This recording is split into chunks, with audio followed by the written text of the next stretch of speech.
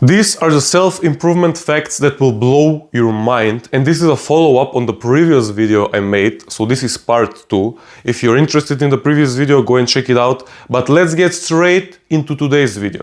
So, fact number 1.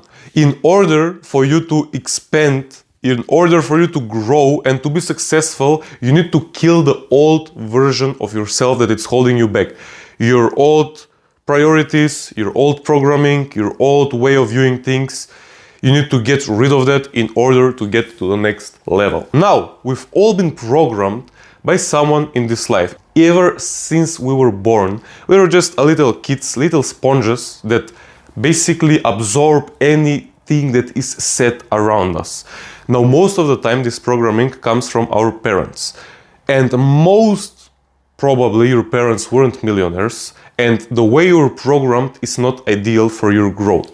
Yesterday, I was having a conversation with my mother, and she said, you know, son, we're here to struggle and we're here to overwork ourselves, but not get the money that we want.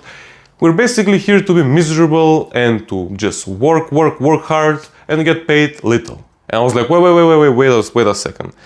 If that's how you do things, that's not how I do things. If that's your programming, keep that to yourself, because I'm not doing things that way. If you like to overwork yourself, to be miserable and to basically not be satisfied, I don't want that. So keep that ideas to yourself, because I am brought into this earth to help as much people as possible and to get paid millions. And she was like kind of scared of my opinions, but the thing is, she is not on my level mentally. So her programming, maybe someone programmed her to think like this, that she needs to just work all her life to get paid as little as possible and to basically struggle.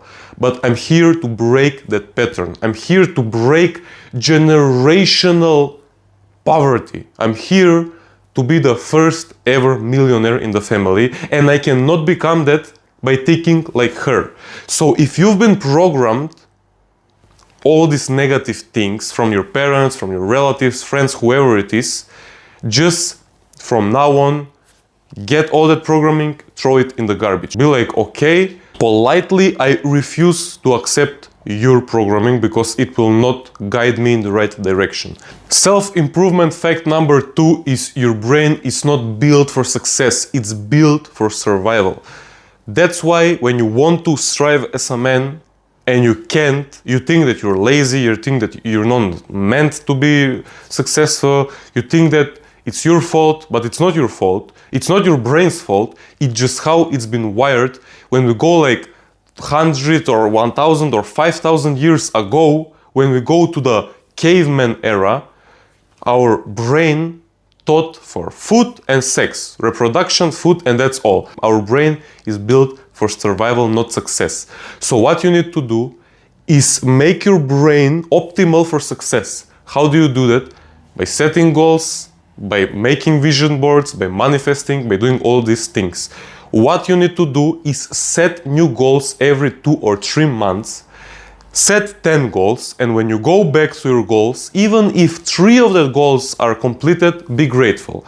What I do every 3 months is I set new goals. I start from the most realistic ones to the least realistic ones. Another thing, what I do is basically on the wall on my room, I put out images of the things that I want.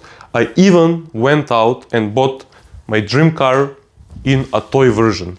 Why I bought this? You might say, well, this is childish. It's not childish. I put this in my room and I see it every single day when I walk past it, and I make my brain think that this is our car.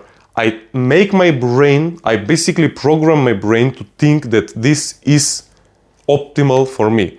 You know, my brain that is wired for survival maybe thinks that for me, Toyota is enough. It will get me from a place A to a place B. It will be reliable. That's what I need for survival. Yes? Well, no.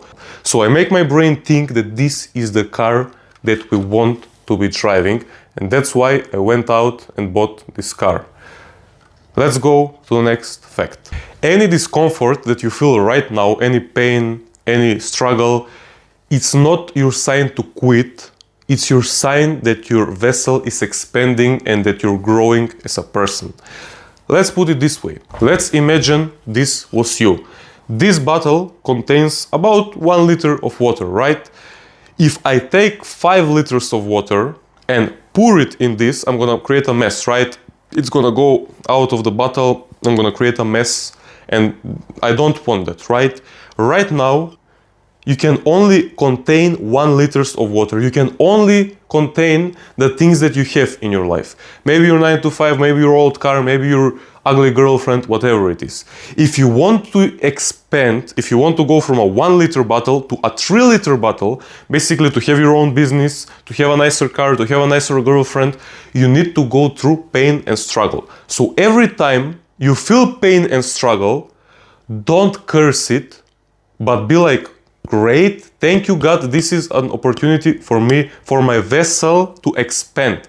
By going through hardship, I'm expanding liter by liter, liter by liter.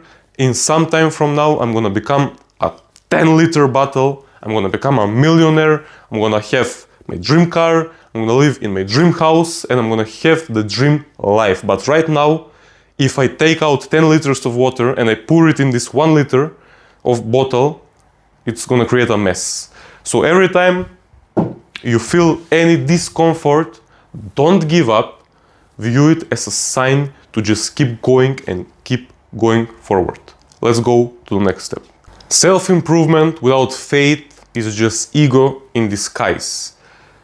Until you start believing in God and trusting in His process, you doing your thing and leaving the rest to God, you will not be as successful as you can.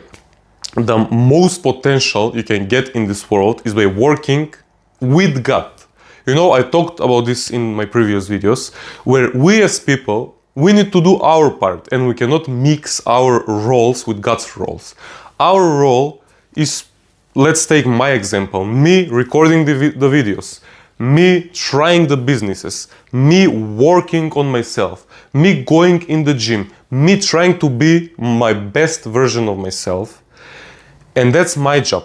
Now, God's job is Him providing me money from the business, Him providing me views on the YouTube, Him making my body healthy and powerful in order for me to go and work out. You cannot mix these two. You cannot try to cheat your way to God, to bribe God to give you the money until you've done your part. If you didn't work hard for your money, God will not give you the money. If you were not meant to have the money or the girlfriend or the body or whatever, God will not give you that. So don't mix your roles with God's roles and trust His process. I started being successful in this life ever since I was like, God, for me this is too much. I'm handling my life in your hands because you know the best. You guide me from now on. I will trust you and I will walk your path because I cannot do it on my own. I'm asking God for the most powerful. I'm asking for guidance from the creature, the thing, the energy that created this whole thing. So that's how I will be guided in the right direction.